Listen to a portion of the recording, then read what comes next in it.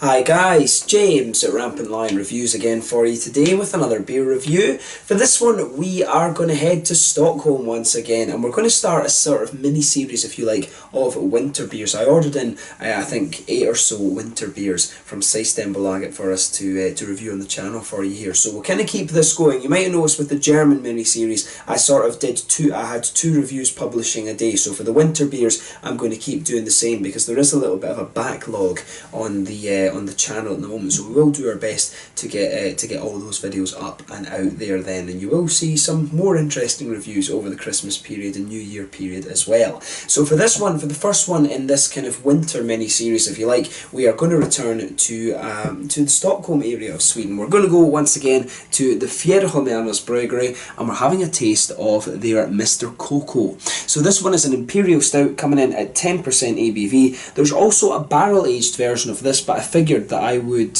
save that for next year, because if I drink all the winter beers in one go, you know, it kind of leaves me nothing for the next year. So I thought that would be a good thing to do for this brewery. But I've heard the original Mr. Cocoa is very, very nice. On rate beer, this guy had a 95 overall, and I think it was a 50 within the style. So that tells you that it should be a really, really nice beer.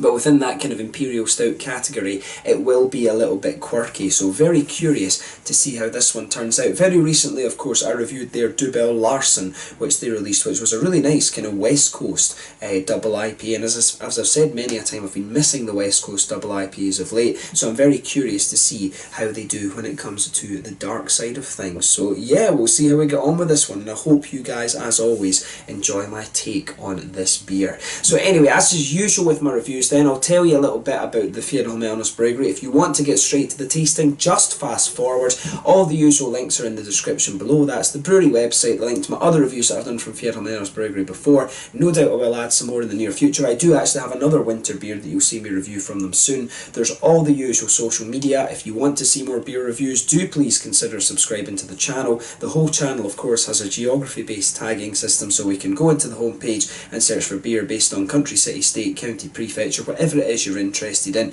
Do check out the playlist of beers from different countries. There is one there for all the Swedish beers that I've reviewed for you. That's constantly being added to, and as always, please do get in touch and let me know some of the other beers and breweries that you guys would like to see me review. It's always great to hear from you guys that are watching the videos, and the support that you show the channel is hugely appreciated. So anyway, to tell you a little bit about the Fjäderholmarnas Bryggeri then. So the Fjäderholmarnas Bryggeri is based on a small set of islands of the same name out to the east of central Stockholm. So the company was founded back in 2013 by Pelle Ågren and Andreas Wellman, both of whom previously worked for Mackmyra, one of the three Swedish whisky distilleries. The other two, of course, are Spirit of Vein and Box Distillery, if you're interested. But they've often talked about brewing their own beer together, and then they began to home brew together. But eventually they managed to sort out a premises in late 2013, and they were ready to actually open it up to the public by April of 2014, and they're now joined at the brewery by Tobias Forsberg.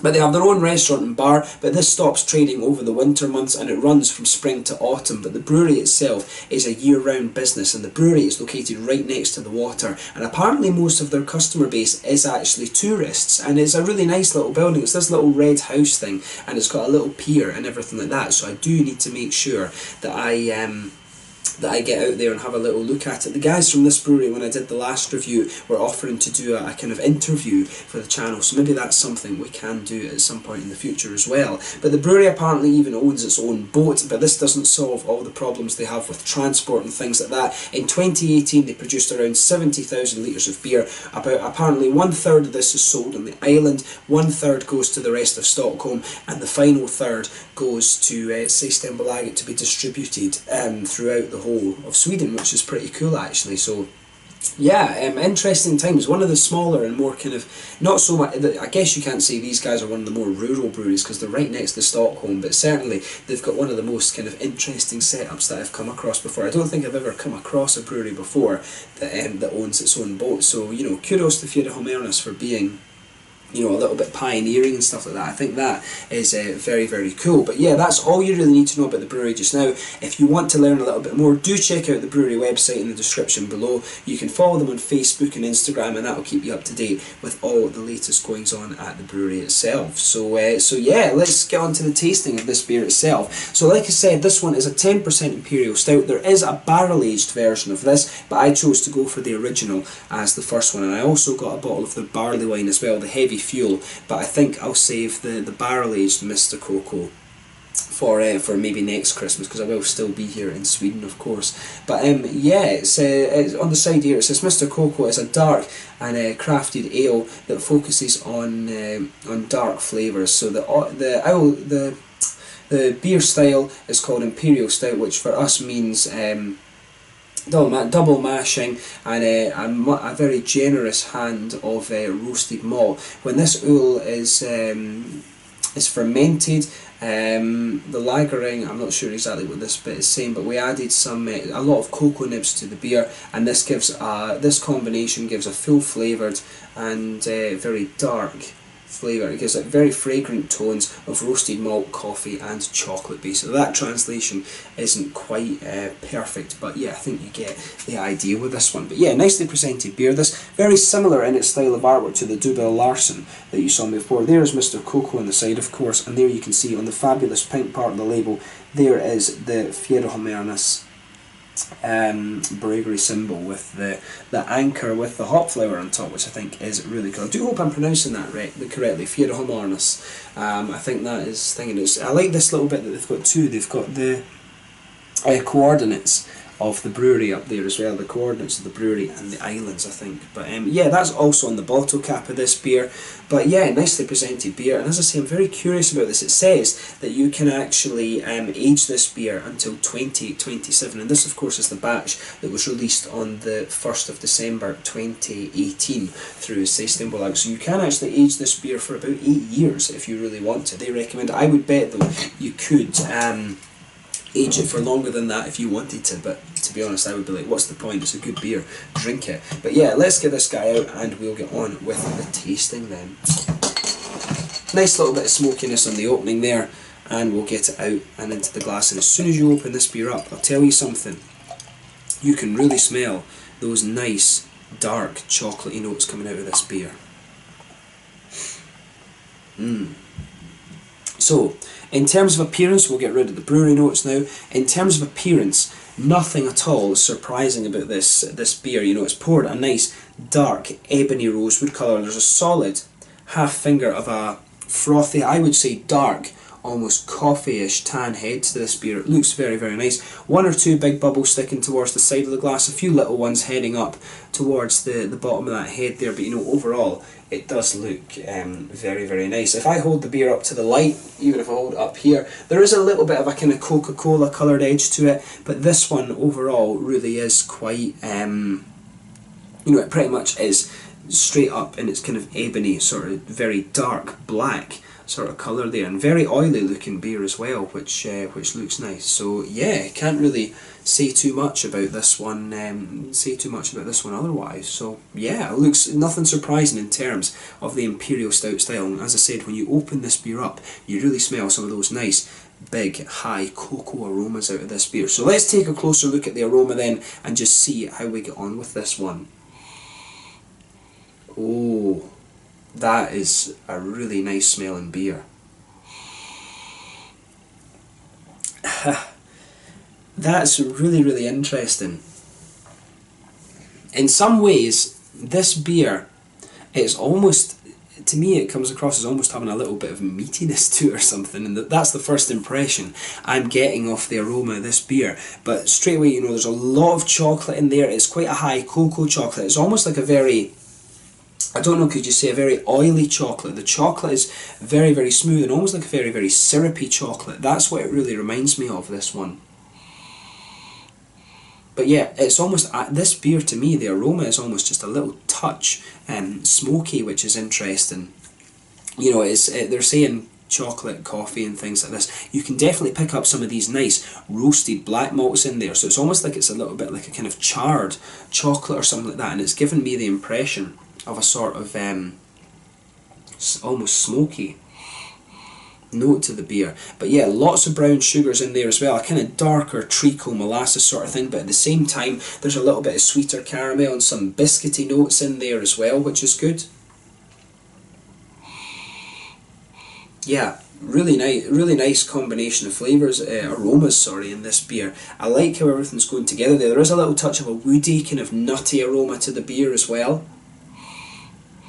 You can pick up, there is a little hint of that kind of coffee smoothness to this beer as well. You can definitely pick up a little bit of that too, which is very interesting. It's the malt base in this, the aroma of this beer is just absolutely beautiful. So, and I'm sure, you know, knowing what their Double Larsen was like, the double IPA, I'm pretty sure this will be a very good quality beer. Yeah. Lovely smelling beer. You can get some sort of red fruity esters out of this one as well. There's a little bit of a raisiny note, some figs, a little bit of candied strawberry or something like that. It's the whole beer kind of fits together really quite well actually with this one, which is nice. And as I say, the whole aroma in this beer just goes together really nicely. There is a little bit of earthy hop presence in there as well. I wouldn't be surprised if, based on the aromas of this beer, because there is a little bit of an almost blackberry kind of note to this as well, I wouldn't be surprised if they've used Williamette hop in here. I think the other ones I've seen used in some of these sort of American style imperial stouts have been Summit and things like that, but I wouldn't be surprised if on the basis of the aroma that there's a little bit of Williamette or something in here. It's quite interesting how that turns out. Different hops, when you mix them with these big dark malts, you get really nice. And the double mashing in this one's really evident because of how prominent the sort of the brown sugar notes and also the chocolatey kind of notes in this beer are. So just pay attention to that before you actually have a taste at it. Half the experience with craft beer and whiskey and stuff like that, as I always say, is to do with the aroma. So make sure you take a look at the aroma of this beer before you get stuck into it. But let's have a taste of this one then. So this one is the Mr. Cocoa, the original version from Fjäderholmarnas Bryggeri, just out to the east on a set of islands near Stockholm. And an imperial stout coming in at 10% ABV. One of the winter beers released through Systembolaget on the 1st of December 2018. Let's get stuck in. Slange, skål.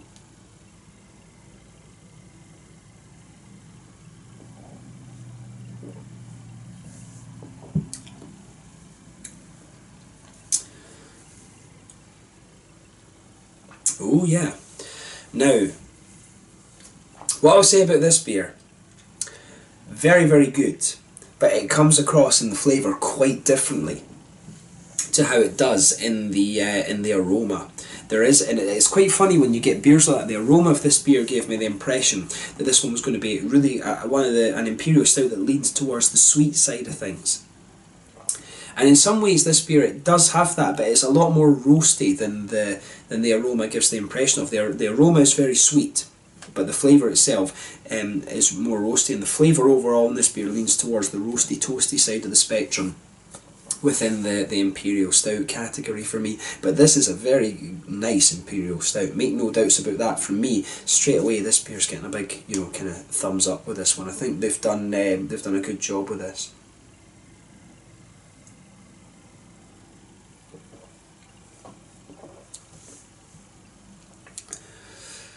Yeah, that's really nice.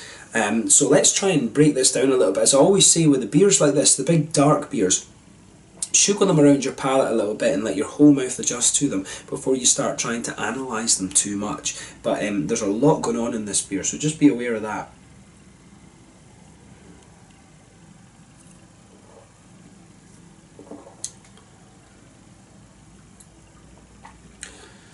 Yeah. So, nice roasty black malt backbone to this beer. Lovely nice big roasty black malt backbone to this one. You've got a lovely kind of, it really starts to come out more and more the further into the aftertaste you go with this beer.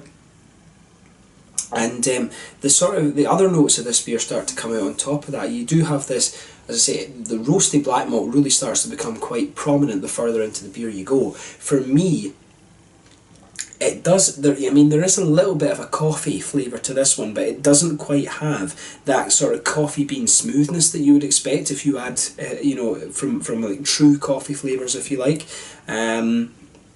The malt base just, it doesn't have that coffee bean smoothness to it.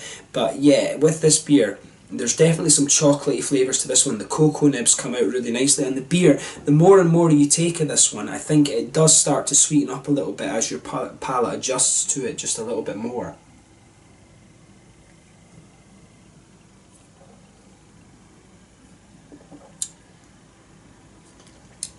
Yeah, definitely, I would stick with that. Once your palate adjusts to this beer, some of that roasty black malt backbone, you do start to get the chocolatey flavours just sitting on top of that, and the beer just starts to kind of smooth out a little bit. Right in the centre of your palate, there is an element of brown sugar in there. There's a darker sort of treacle, molasses sort of thing. The brown sugar notes in this beer are quite well fired, if you like, but then as you progress further and further into the flavour, it does gradually kind of sweeten up this beer. But the chocolate, like I said, it's quite a high cocoa chocolate. It's quite a well fired sort of chocolate as well, which is really nice. But I like how everything is going together in this one. This beer really is, just everything fits together very, very well. When you come further forward in this beer, as I always say, you get that little oily bubble where the fruity esters come out just behind the front of your tongue. But on the malty side of things, in the centre of your palate, as you come further forward towards the front of your tongue there, you can definitely pick out that there's an element of a woody flavour to this one just underneath. It's almost got a little touch of an ashy sort of note to it as well. That meatiness, that almost meaty character that I was talking about in the aroma of this beer is not present in the flavour at all. The beer, it actually reminded me of the Surtur imperial stout that I had from Borgbrughus in Iceland, which used those traditional Icelandic smoke malts. The aroma in this beer really reminded me of that initially, but that is definitely not present in the flavour. It's got this, as I say, you get a little bit of woody note in there. If you move a little bit over into the middle of your palate, you can pick up some nice sort of nutty notes to this beer as well, which is interesting. This beer's got a lot of undertones and a lot of little subtleties to it, which is very, very good. And I tell you something, for 10%, it does cover its alcohol pretty well. I will definitely say that about this beer. Back corners of the palate then, you've got a nice earthiness there, definitely a nice little bit of a strong earthiness in the back corners of the palate. There is a good little bit of IBU to this beer, I will say that. If you age this a little bit more, that of course will drop. The IBUs will drop a little bit and the malty flavours might even sweeten out a little bit, so bear that in mind. If you are aging this beer, I am drinking this one fairly fresh, to be fair, which maybe I shouldn't have done, but I really wanted to try this one. But yeah, as you come further forward along the sides of your palate there, you can feel that earthiness just smooth out. There's a little bit of a floral quality on the front corners of the palate, then round the very front curve of the tongue it's a little bit lighter and grassy. Of course, I do wonder if they've used a little bit of English hop in here as well, just because of the way the earthiness is coming out. It's definitely got a little bit of that slightly darker earthiness into it that you would expect from the likes of, you know, Bramling's Cross or Kent Goldings or even Fuggles hops. These English varieties, the English hops have got a very distinct, slightly darker earthiness than the likes of the German noble hops, where it's a little bit sweeter, of course. But behind the front curve of the palate, of course, that's where you get this little oily bubble where those juicy, fruity esters start to come out of the beer. And this one does have a little presence from red fruit as well.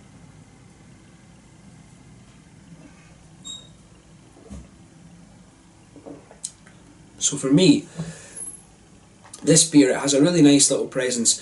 Initially, I find it comes in a little bit sharp. You've got a little bit of a kind of raisiny plum sharpness to this one, which is really quite nice. It starts off a little bit sharp.